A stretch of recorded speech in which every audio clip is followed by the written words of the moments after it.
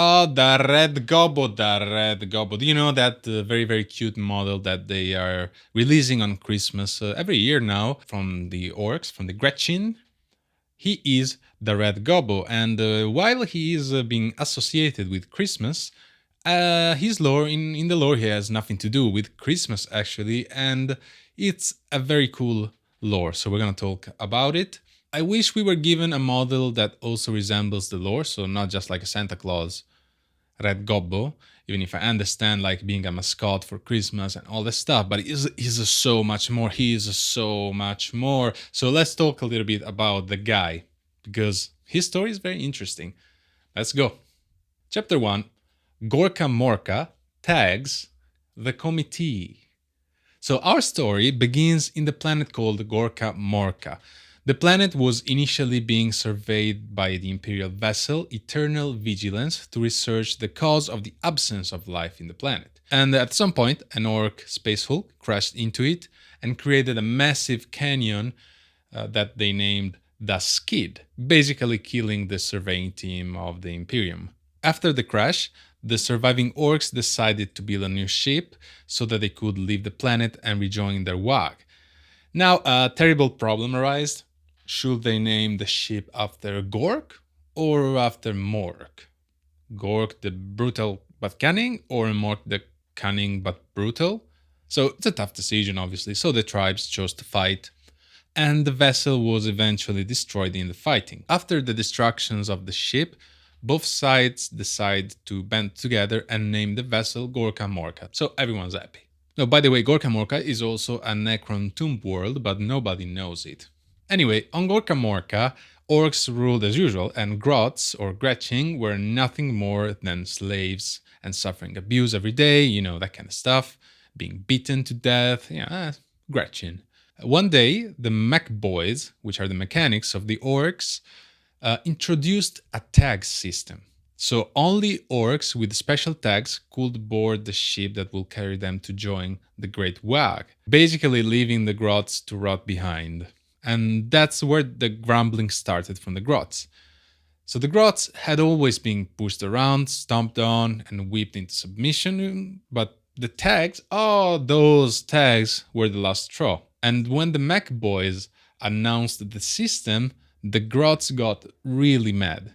And with cries of tags for all, weasel green, and the ever popular mechs are scum, the Grots stopped working. They went on strike, demanding their place aboard the ship. The situation reached a crucial point during the March to Freedom, where thousands of Grots flooded the street of Mechtown. Negotiation broke down when a group of orcs attacked the demonstrations, triggering open warfare.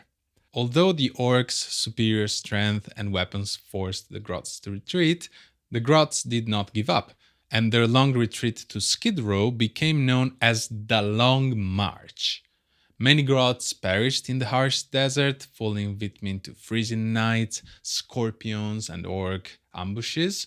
Yet, those who survived swore vengeance. From Skid Row, the Grots reorganized, forming a revolutionary army under the Kommittee, or the Gretchin Revolutionary Committee, which was formed to take revenge onto the orcs.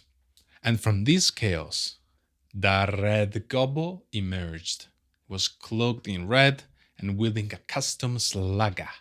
And the Red Gobbo became the voice of the oppressed, and he leads the Kommittee. Chapter 2, the Red Gobbo, the Revolushun, Rise of the Grots.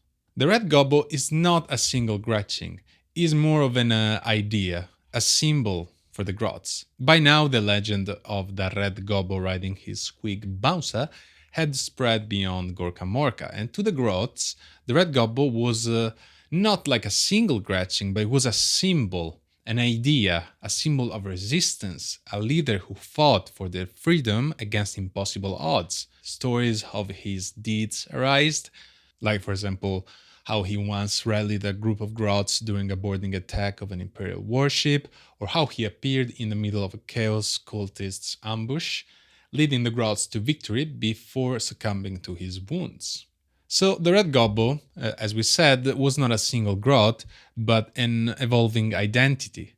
When one Red Gobbo fell, the mantle was passed on, ensuring the revolution never stopped. For example, a dying Red Gobbo once chose a clever grob named Red Snot to carry on his legacy. Initially, he refused, but nobody can say no to the Red Gobbo, and so Red Snot accepted, wearing the iconic red coat and goggles and transforming himself into the next Red Gobbo. So he was Red Snot no more, he was the Red Gobbo. The transition to the other Grots was seamless. Red Snot was simply gone, and the Red Gobbo stood before them, stronger than ever. When disputes arose over who was the rightful Red Gobbo, the Grots settled the matter with the Great Squig race. The winner claimed the mantle, while the others continued fighting for the cause. The revolution now wasn't just about shouting slogans or throwing rocks, but it was about survival and freedom.